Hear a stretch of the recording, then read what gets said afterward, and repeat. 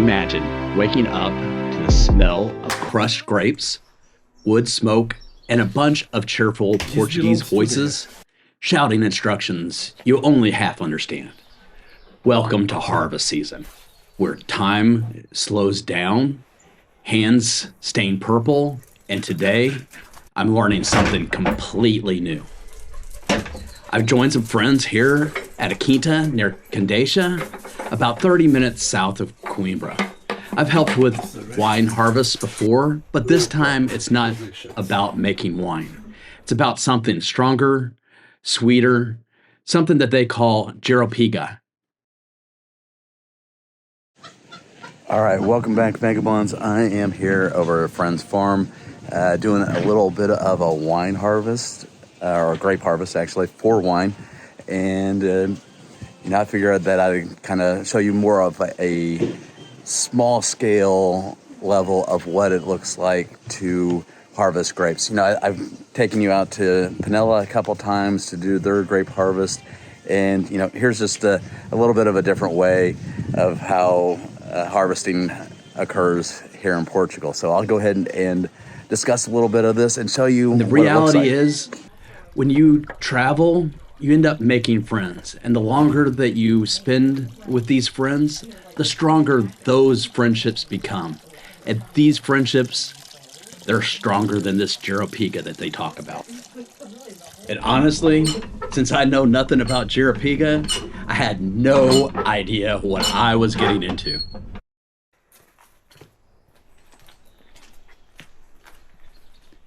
The quinta is a family affair. When people work in these quintas, there's generations of working side by side. There's gossip flying faster than the flies on the grapes, and there's something beautiful about it. No big machines, no fancy tech, just rhythm, tradition, and a lot of heart. When they first told me, we're making Jeropiga, I nodded like I totally knew what they meant. Spoiler, I didn't. Anyway, Jeropiga is a fortified drink made before the grapes ferment. It's kind of like if wine and brandy had a baby that skipped adolescence and went straight to 20% alcohol.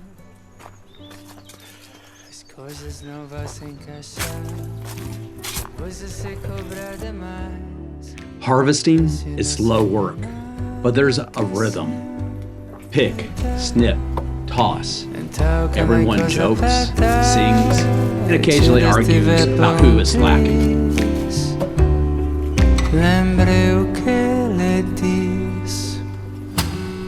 Viver para ser simples, dia para ser feliz.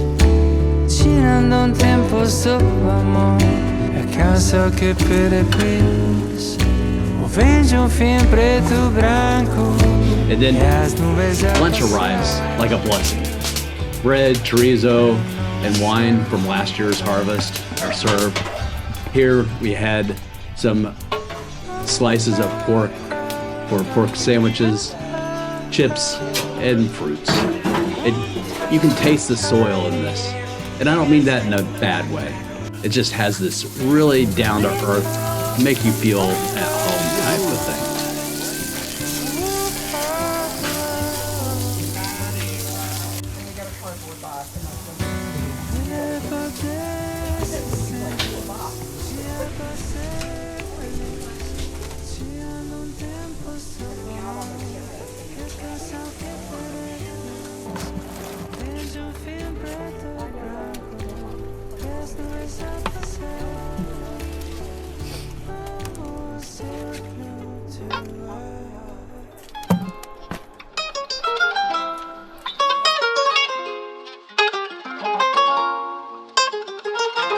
Hey adventurers, quick pause before the real grape magic. You're loving this glimpse into authentic Portuguese life? The kind travel brochures never show? You can keep a typical vagabond rolling by joining the channel membership. Members get behind the scenes clips, early access, and insider tips from the road. And if you can't join, that's cool. A simple like or share helps me more than you know. All right, so let's get messy. After hours of picking, it's finally time for the big moment, the pressing. Now, I've seen those romantic vineyard photos, barefoot people gently stomping grapes like they're in a spa commercial. Yeah, this wasn't that. Instead of a peaceful stomp, we've got an agitator, a big metal arm that stirs, squishes, and pulverizes the grapes like it's on a mission. Think of it like an industrial version of a Dancing on the Grapes. Less graceful, but more mechanical than a mosh pit.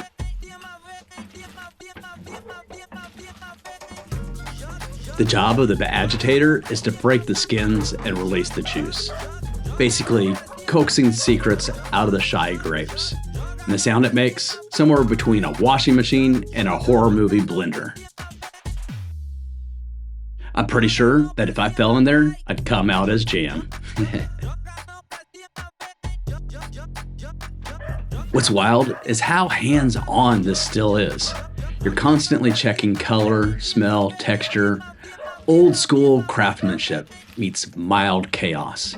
And when that first stream of deep red Jeropiga base pours out, everyone cheers like they're struck liquid gold, which I guess in a way they have. Here is where Jeropiga flips the script. Instead of letting the grape juice ferment into wine, they stop it early by adding aguardente, the aguardente fiery Portuguese brandy. Block the whole fermentation. Okay. The fermentation occurs when there's enzymes and then there's sugar. If you're going to use aguardente, it will block completely the fermentation. And so therefore, it's going to become Jeropiga. Okay. Different wine. That high proof kills the yeast before it can turn sugar into alcohol, leaving a sweet, potent nectar that sneaks up on you. While I don't imbibe in alcohol, I've been told it tastes like dessert wine's mischievous cousin. Sweet, syrupy, and way, way, way too easy to drink.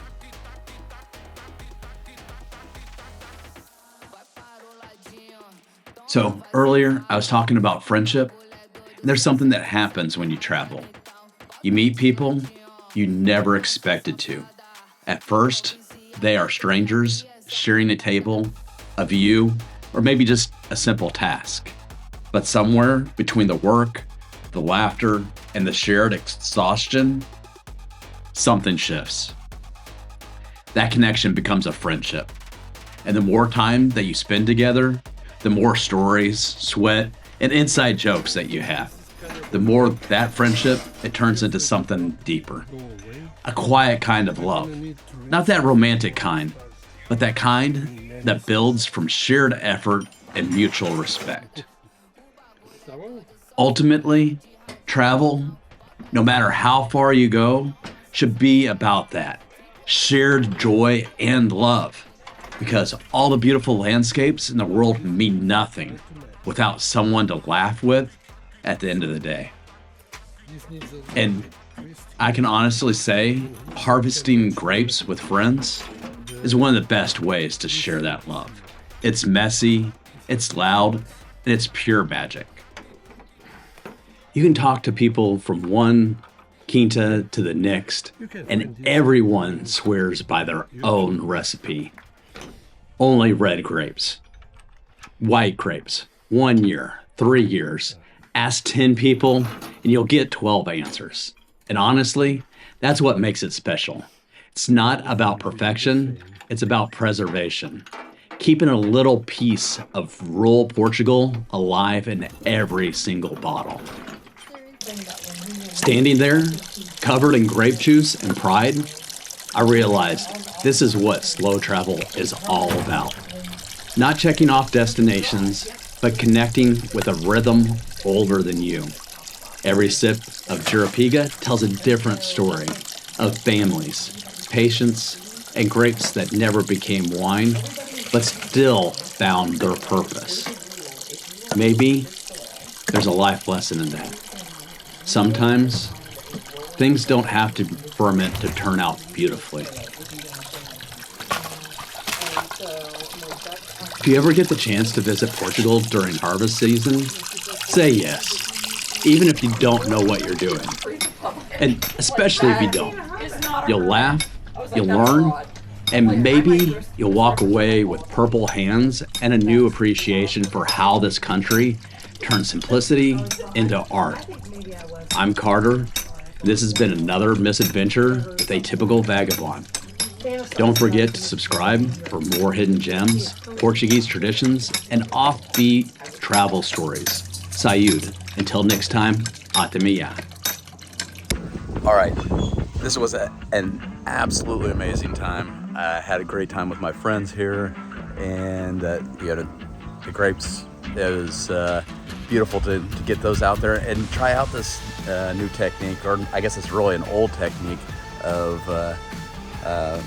macerating the grapes. So it's not all mechanized like over at Panella. So it's kind of neat to be hands-on and kind of work the grapes and have a little bit more of a feel. It's a little bit more mechanical, or it's a little more mechanical than like jumping on them and everything that some people do. I don't do it as often now, but being able to grind them up is kind of fun to be a little physical with the grape. So it was fun. I hope that you enjoyed this video, and until next time, I'll see you on the next one. Oh, and don't forget to like this if you have made it all the way here, and share this video if you have somebody that you know that loves grapes or loves wine, just to be able to see what it's like to have wine being made.